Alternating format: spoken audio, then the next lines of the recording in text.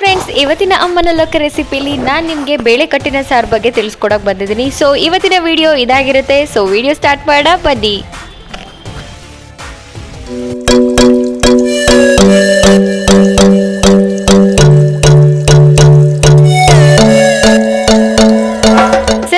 Gas ಸ್ಟವ್ನ on ಮಾಡಿ ಅದರ ಮೇಲೆ ಒಂದು ಕುಕ್ಕರ್ನ ಇಟ್ಕೊಳ್ಳೋಣ. ಇದಕ್ಕೆ ನಾನು 1 ಕಪ್ ಆಗೋಷ್ಟು ತೊಗರಿ ಬೇಳೆನ ಯೂಸ್ ಮಾಡಿದ್ದೀನಿ. ಹಾಗೆ 4 ಹುಳಿ ಟೊಮೊಟೊನ ಯೂಸ್ ಮಾಡಿದ್ದೀನಿ. ಫ್ರೆಂಡ್ಸ್, ಈ ಒಂದು ರಸಮ್ಮು ಏನಿಲ್ಲ ಅಂದರೂ 8 ರಿಂದ 9 ಜನ ಊಟ ಮಾಡ್ಬೋದು. ಸೊ ಈ ಒಂದು ರಸಮ್ಮು ಕ್ವಿಕ್ಕಾಗಿ ಆಗುತ್ತೆ. ಹಾಗೆ ಇದಕ್ಕೆ ಯಾವುದೇ ಥರದ ಪುಡಿಗಳ ನೆಸೆಸಿಟಿ ಇಲ್ಲ. ಅಂದರೆ ಜೀರಿಗೆ ಪುಡಿ ಅಥವಾ ಮೆಣಸಿನ ಪುಡಿ ಈ ಥರ ಪುಡಿಗಳ ನೆಸೆಸಿಟಿ ಇರಲ್ಲ. ಸೊ ಅದಾದಮೇಲೆ ನಾನಿಲ್ಲಿ 1 ಕಪ್ ತೊಗರಿ ಬೇಳೆಗೆ 2 ಕಪ್ ನೀರು ಹಾಕಿ ನಾನಿಲ್ಲಿ ಕುಕ್ಕರ್ ವಿಜಿಲ್ ಓಡಿಸ್ತಾ ಇದ್ದೀನಿ. ಫ್ರೆಂಡ್ಸ್, ಇದು ಚೆನ್ನಾಗಿ ಸ್ಮ್ಯಾಶ್ ಆಗಬೇಕು. ಹೆಚ್ಚು ಕಮ್ಮಿ ಒಂದು 6 ರಿಂದ 7 ವಿಷಲ್ನ ಓಡಿಸ್ಬೇಕು. ಅದು ಚೆನ್ನಾಗಿ ಸ್ಮ್ಯಾಶ್ ಆಗಬೇಕು. ಬೇಳೆ ಮತ್ತು ಟೊಮೊಟೊ ಎಲ್ಲ ಹದವಾಗಿ ಬೇಯಬೇಕು. ಸೊ ನಾನಿಲ್ಲಿ ಒಂದು 6 ವಿಷಲ್ ಓಡಿಸ್ಕೊತಾ ಇದ್ದೀನಿ. ಸೊ ಇನ್ನೇನಾದರೂ ಬೇಳೆ ನೀವು ಜಾಸ್ತಿ ಬೆಂದಿಲ್ಲ ಅಂತ ಹೇಳಿದ್ರೆ ಒಂದು ಎಕ್ಸ್ಟ್ರಾ 2 ವಿಷಲ್ ಓಡಿಸ್ಕೊಳ್ಳಿ, ಏನು ಪ್ರಾಬ್ಲಮ್ ಆಗಲ್ಲ.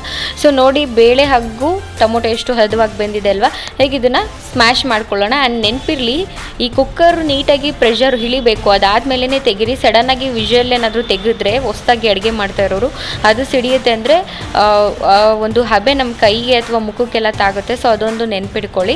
ಸೊ ಇದನ್ನು ಮಾಡಿರೋರಿಗೆಲ್ಲ ಅಭ್ಯಾಸ ಇರುತ್ತೆ. ಅಂದರೆ ಅಡುಗೆ ಎಲ್ಲ ಮಾಡಿರ್ತೀರಲ್ಲ ಅವರಿಗೆಲ್ಲ ಅಭ್ಯಾಸ ಇರುತ್ತೆ. ಬಟ್ ಹೊಸದಾಗಿ ಕಲಿತಾ ಇರೋರು ಈ ಥರ ಒಂದು ಟಿಪ್ಸ್ಗಳನ್ನ ಫಾಲೋ ಅಪ್ ಮಾಡಿ. ಅದಾದಮೇಲೆ ಒಂದು ಪಾತ್ರೆ ಇಟ್ಕೊತಿದ್ದೀನಿ. ಪಾತ್ರೆ ಕಾದ ಮೇಲೆ ಅದಕ್ಕೆ ಎಣ್ಣೆ ಹಾಕ್ತಿದ್ದೀನಿ. ಎಣ್ಣೆ ಕಾದ ನಂತರ ನಾನಿಲ್ಲಿ ಸಾಸಿವೆನ ಹಾಕ್ತಿದ್ದೀನಿ. ಸಾಸಿವೆ ಯಾವಾಗ್ಲೂ ಎಣ್ಣೆ ಕಾದ ನಂತರನೇ ಹಾಕಿ, ಇಲ್ಲ ಅಂತ ಹೇಳಿದರೆ ಕಹಿ ಅಂಶ ಹೊಡೆಯುತ್ತೆ ನೀವು ಏನಾದರೂ ತಿನ್ನಬೇಕಾದ್ರೆ. ಸೊ ಅದಾದಮೇಲೆ ಸಾಸಿವೆ ಕೂಡ ಚಿಟಪಟ ಅಂತ ಸಿಡಿಬೇಕು. ಅದಾದಮೇಲೆ ನಾನಿಲ್ಲಿ ಈಗ ಜೀರಿಗೆ ಹಾಗೆ ಸ್ವಲ್ಪ ಒಣಮೆಣಸಿನಕಾಯಿನ ಆ್ಯಡ್ ಮಾಡ್ಕೊತಾ ಇದ್ದೀನಿ. ಒಣಮೆಣಸಿನ್ಕಾಯಿ ನೀವು ಖಾರಕ್ಕೆ ಯೂಸ್ ಮಾಡ್ತಾ ಇಲ್ಲ, ಬದಲಿಗೆ ಇಲ್ಲಿ ಒಗ್ಗರಣೆಗಷ್ಟೇ ಯೂಸ್ ಮಾಡ್ತಾಯಿದ್ದೀನಿ. ಅದರಿಂದ ನಾನಿಲ್ಲಿ ಕಮ್ಮಿಗೆ ಯೂಸ್ ಮಾಡ್ತಾಯಿದ್ದೀನಿ. ನೀವು ಬೇಕಂದರೆ ಜಾಸ್ತಿ ಹಾಕ್ಕೋಬೋದು.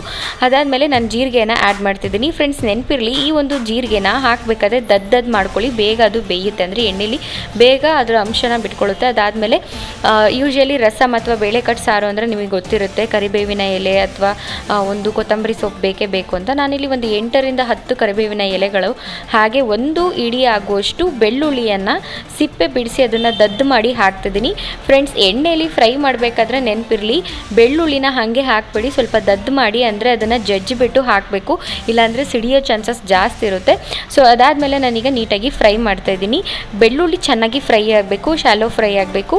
ಅದಾದಮೇಲೆ ಅದಕ್ಕೆ ಸ್ವಲ್ಪ ಹಿಂಗನ್ನು ಹಾಕ್ತಿದ್ದೀನಿ. ಹಿಂಗನ್ನು ಹಾಕೋದ್ರಿಂದ ಈ ರಸಮ್ ಅಥವಾ ತಲೆ ಸಾರು ಅಥವಾ ಬೇಳೆಕಟ್ಟಿನ ಸಾರು ತುಂಬಾ ಚೆನ್ನಾಗಿರೋ ಟೇಸ್ಟ್ಗಳನ್ನು ಕೊಡುತ್ತೆ. ನೀವು ಬಾಯಲ್ಲಿ ತಿನ್ನಬೇಕಾದ್ರೆ ಆ ಫ್ಲೇವರೇ ಡಿಫ್ರೆಂಟ್ ಆಗಿರುತ್ತೆ. ಅದಾದಮೇಲೆ ಅರಿಶಿನ ಹಾಗೆ ಅಚ್ಚಕಾರದ ಪುಡಿಯನ್ನು ಹಾಕ್ತಿದ್ದೀನಿ. ಇದನ್ನು ಅಷ್ಟೇ, ಈ ಖಾರ ಅಚ್ಚಕಾರದ ಪುಡಿ ಹಾಕಿದ ಮೇಲೆ ಖಾರ ಅದು ಸಿಯಕ್ಕೆ ಬಿಡಬಾರ್ದು.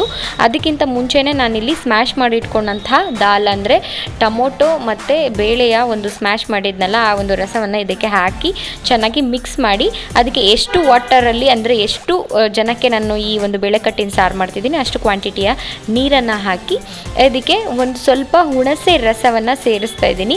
ಫ್ರೆಂಡ್ಸ್, ನೆನಪಿರಲಿ, ತುಂಬ ಜನ ಒಬ್ಬೊಬ್ಬರು ನಿಂಬೆಹಣ್ಣೆಲ್ಲ ಹಾಕ್ತಾರೆ. ನಿಂಬೆಹಣ್ಣು ಹಾಕೋಕ್ಕೆ ಹೋಗ್ಬೇಡಿ, ಅದು ರುಚಿ ಕಹಿ ಅಂಶ ಬಿಟ್ಕೊಳ್ಳುತ್ತೆ.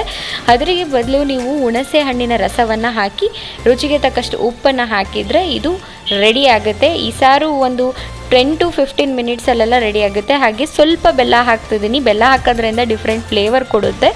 ಸೊ ಅದಾದಮೇಲೆ ಇದನ್ನು ಕೊತ್ತಂಬರಿ ಸೊಪ್ಪು ಹಾಕಿ ಒಂದು 15 ನಿಮಿಷಗಳ ಕಾಲ ಬೇಯಿಸ್ಕೋಬೇಕು. 15 ನಿಮಿಷ ಬೇಯಿಸಿದ್ರೆ ಮೀಡಿಯಮ್ ಫ್ಲೇಮಲ್ಲಿ ಇದು ಬೇಯುತ್ತೆ. ಈ ಒಂದು ರಸಮ್ ತುಂಬ ಕ್ವಿಕ್ಕಾಗಿ ಆಗುತ್ತೆ. ಹಾಗೆ ಯಾರೆಲ್ಲ ದಿಢೀರಾಗಿ ಸಾಂಬಾರುಗಳನ್ನ ಮಾಡಬೇಕು ಅಂತ ಅಂದ್ಕೊಂಡಿದ್ದೀರಾ ಅವರು ಈ ಥರ ಒಂದು ರಸಮ್ ಬೇಳೆಕಟ್ಟನ್ನು ಒಂದು ಟ್ರೈ ಮಾಡಿ. ತುಂಬಾ ಚೆನ್ನಾಗಿರುತ್ತೆ, ಹಾಗೆ ತುಂಬಾ ರುಚಿಯಾಗಿರುತ್ತೆ. ಇದನ್ನು ಬಿಸಿ ಅನ್ನೋದ್ರ ಜೊತೆ ತುಪ್ಪ ಹಾಕಿ ಈ ಸಾರು ತಿಂತಾ ಇದ್ರೆ ಇನ್ನೊಂದು ಪ್ಲೇಟು ಮತ್ತೊಂದು ಪ್ಲೇಟ್ ಅಂತ ಜಾಸ್ತಿ ಅನ್ನ ತಿಂತಾರೆ. ಸೊ ಈ ವಿಡಿಯೋ ಇಷ್ಟ ಆದರೆ ಲೈಕ್ ಮಾಡಿ, ಶೇರ್ ಮಾಡಿ, ಕಮೆಂಟ್ ಮಾಡಿ. ನಾನು ನನ್ನ ಮುಂದಿನ ವಿಡಿಯೋ ಜೊತೆ ಸಿಗ್ತೀನಿ. Take care all.